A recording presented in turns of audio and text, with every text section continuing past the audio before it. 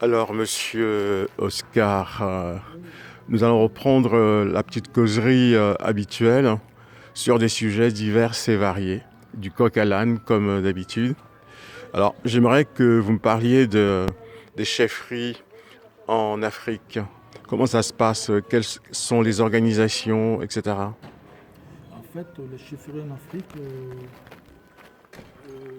c'est généralement chefferie traditionnelle, c'est comme une sorte de dynastie. Bon, à l'époque, maintenant ça a changé avec l'implication des gouvernements qui veulent placer leurs pions. Et on les appelle maintenant Des chefs de village? des auxiliaires d'administration. Mais D'accord. en fait, avant, c'était des chefs de clan. Ils étaient chargés de la protection des traditions et de la population. Et aujourd'hui, les traditions sont-elles protégées? Sont-elles en évolution? Ou restent-elles dogmatiques?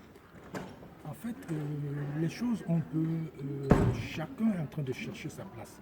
Parce qu'en fait, il y a des patriarches, par exemple chez nous, il y a des patriarches qu'on appelle chez ma tradition même Bassa, on les appelle les Mbombok. C'est-à-dire que Mbok veut dire que le macrocosme, Mbombok c'est le microcosme, c'est lui qui a fait l'union avec le macrocosme. Donc eux, ils sont chargés de tout ce qui est typiquement traditionnel, les rites, et tout ce que ça comprend les initiations. Mais quand on parle d'initiation, on parle de quoi précisément? Oui, initiation, généralement, c'est une démarche par des formules, par des méthodes, comment faire, tout ça. C'est toute une formation qui est d'abord, chez nous, avant, c'était d'abord tellement oral, mais aussi pratique. Comment prendre aussi, mélanger avec pour que ça donne plus. Enfin, des recettes mystiques ou encore usuelles, hein? Oui, les deux. Hein. Hmm. C'est-à-dire que le visible avec l'invisible. D'accord. Donc il y a quand même un peu de mystère. Oui, mais bien sûr, puisqu'il y a des choses qui se passent, il y a des guérisons qui se manifestent, il y D'accord. a des contacts avec l'autre côté. Donc, En réalité, ce sont des jonctions avec, par exemple, des parents décédés, des choses comme ça. oui, il y a ça aussi. C'est-à-dire, on peut te mettre en contact avec ceux qui sont par-ci, ceux qui sont de l'autre côté. Et il y a une méthode pour le faire. Et donc il y a vraiment des réponses. Oui, il y a des réponses, puisque le contact est là. Ah d'accord, ok. Le contact est là, c'est un contact. En fait, le contact n'est jamais rompu, mort ou vivant. Oui, ben, les morts, comme on dit, les morts ne sont pas morts, sont parmi nous. D'accord. Il faut seulement que tu sois initié et que le contact soit fait pour que.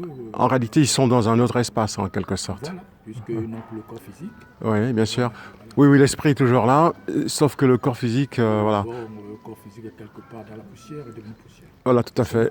Donc, mais l'esprit demeure. Oui, En effet, l'esprit ne meurt jamais, en fait. oui. D'accord. Alors là, c'est une chose traditionnelle. Oui. On va passer maintenant à la politique internationale ou les nouvelles internationales, notamment le comportement de Donald Trump vis-à-vis de la Corée du Nord. Est-ce que vous auriez quelque chose à dire par rapport à cela? Oui, ce que je peux dire, en fait, en tant qu'observateur, je me dis, c'est pas pour rien les deux pions sont placés. Il n'y a pas de hasard. Donald Trump a son comportement et celui de la Corée du Nord aussi. Seulement, ce que je peux dire ici, ça risque plutôt déclencher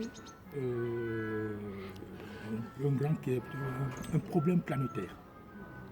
En effet, puisqu'on parle de bombes nucléaires qui n'a pas seulement des ramifications terriennes, mais aussi spatiales. Et au-delà, je dirais, de d'autres civilisations, par exemple.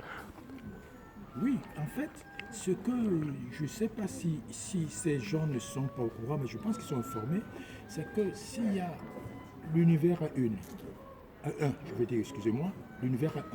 C'est-à-dire que quand il y a un déclenchement ici, ça va jusqu'au fond. Oui. C'est-à-dire quand ils balancent des bombes, c'est pas parce que ça se passe en Occident. L'impact, c'est partout dans l'univers. Voilà, c'est ça. Voilà, et on voit le déclenchement de la nature, les choses, Oui, la oui. réaction de la nature. Voilà, il y a un... Enfin, la nature, effectivement, est réactive. puisque derrière, on a les échos, compte tenu des catastrophes naturelles, dit-on, mais probablement déclenchées par toutes ces choses. Ah oui, ces choses. Parce que les grandes puissances ignorent une chose. D'accord. Au même moment, elles veulent dominer et elles oublient que dans cette domination, il y a une contrepartie. Elles aussi, elles sont victimes. En fait, victimes entre guillemets, elles aussi, elles vivent les mêmes choses que les autres parties parce que on respire l'air. Et l'air n'est pas seulement pour tel continent. L'air va partout. Tout à fait. Alors, par exemple, là, on est toujours dans le cadre de la Corée du Nord, la Corée du Sud. Que pensez-vous de la non-implication de la Chine? En fait, les politiciens, il ne faut pas les prendre à la lettre. Ils sont ondoyants et divers. On ne sait pas quelle intention la Chine a, ni Donald Trump, ni même le Coréen. Ce qu'il présente, est-ce que c'est ça son intention? Je ne sais pas. Mais seulement, je sais une chose, il y a des choses qui sont appelées à se faire. Que l'on veuille ou pas, il y a des choses qui vont se faire parce qu'il y a un triangle qui est en train de se faire et qui est même fait. La Chine, la Russie et l'Inde. Ce triangle va créer des choses. Ça, j'en suis convaincu. Alors, espérons que ce seront des choses positives, parce que, on va dire, la Chine, la Russie, ils défendent leur précaré, ils veulent aussi être en haut de la pyramide. Oui, les choses positives, je ne sais pas.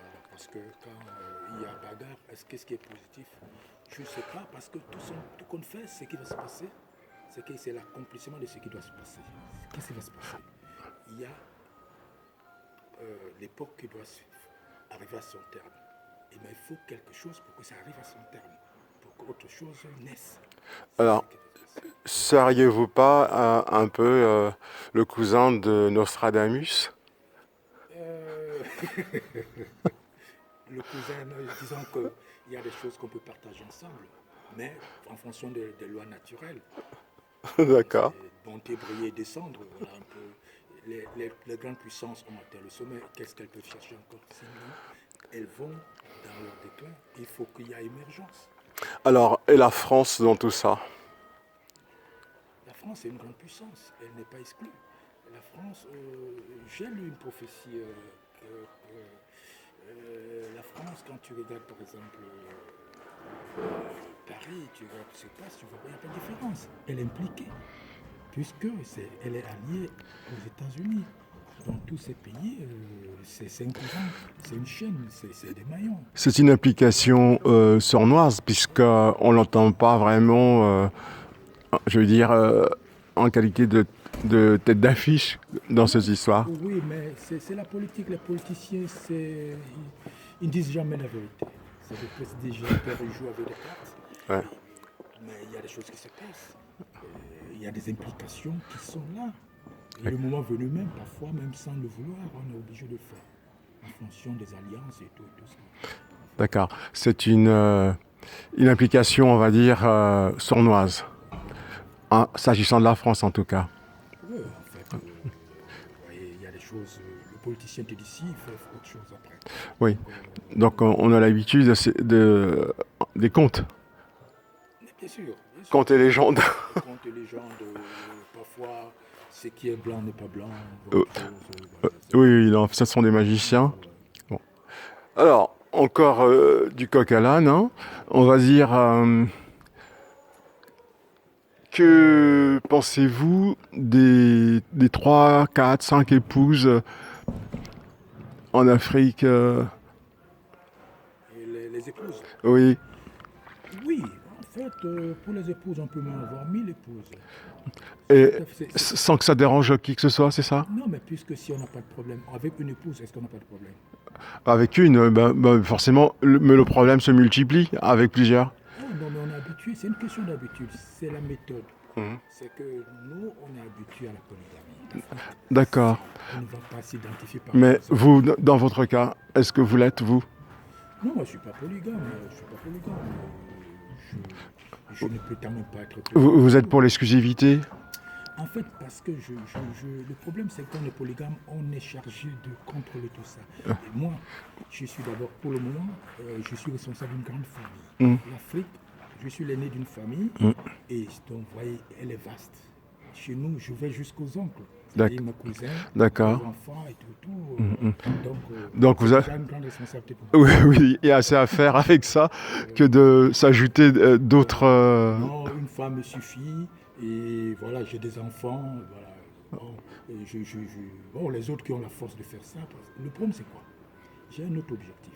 En dehors des responsabilités humaines, matérielles et tout ça, j'ai une responsabilité spirituelle qui me demande, qui me consomme beaucoup de temps. Voilà, ça, c'est beaucoup plus. Donc c'est votre vie, on dirait, en quelque Et sorte. qui se répand sur tout ce que Oui, oui, bien sûr. ma famille, mes amis, l'univers.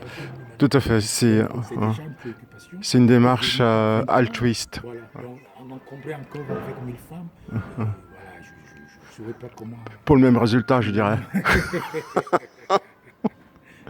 Il faut les satisfaire aussi, il faut aller de temps en temps. Ah ben, faut avoir la santé. Tout ça, la santé, tout. Alors qu'il faut des moments où je dois être seul, il y a des moments où il faut que je m'occupe De ce qu'il y a de à s'occuper. l'essentiel, D'accord. le but pour lequel on m'a créé. Bon. J'existe. Eh bien, merci pour ce petit discours ou cette causerie qui reprendra incessamment sous peu. Donc, je vous souhaite une bonne journée. Oui, et je vous dis merci, il est 10h et 9h30 minutes, merci. Et nous sommes dimanche. Et ouais, nous sommes dimanche et à la prochaine occasion, vraiment, dès que vous vous sentez bien, je suis à votre disposition.